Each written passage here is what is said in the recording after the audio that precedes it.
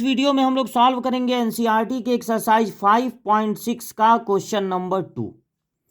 देखिए question number 1 के पहले बता दिया गया था कि 1 से 10 तक में आपको क्या करना है।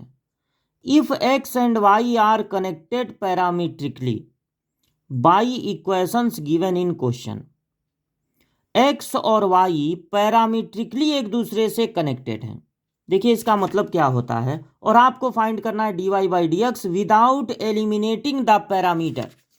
पैरामीटर को एलिमिनेट नहीं करना। देखिए होता क्या है, X Y Z U V T theta phi, इनको कैलकुलस की book as a variable use करती है। मतलब ये बिना कहे वेरिएबल हैं, ये बदलने वाली चीज़ें हैं।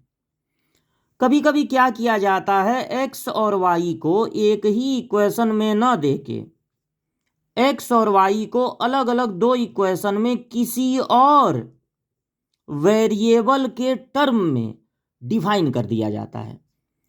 अब यहां पे अदर वेरिएबल क्या है, थीटा। एक्स और वाई को अलग अलग किसी और वेरिएबल थीटा के रूप में डिफाइन कर दिया गया है। ये थीटा ही पैरामीटर होता है। थीटा ही क्या होता है, पैरामीटर होता है।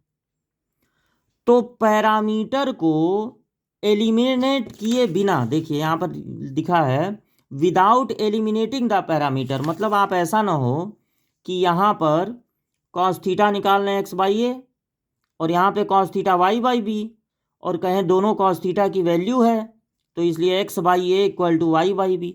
ऐसे आपको करने की ज़रूरत नहीं है, बल्कि आपको बिना थीटा को एलिमिनेट किया, थीटा ही कौन है, पैरामीटर, जब किसी और वेरिएबल के टर्म में एक्स और वाई को डिफाइन कर देते हैं तो वो जो और वेरिएबल होता है, मतलब theta phi T U V, उसको कहते हैं पैरामीटर।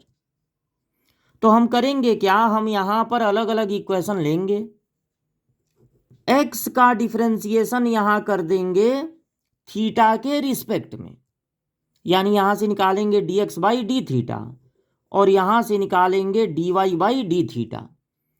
डी थीटा नीचे है, इसका मतलब है सारा फार्मूला हम थीटा पर लगाएंगे। थीटा को समझिए एक्स है तो ये ए ऐसे ही नोट हो जाएगा क्योंकि वेरिएबल के साथ है।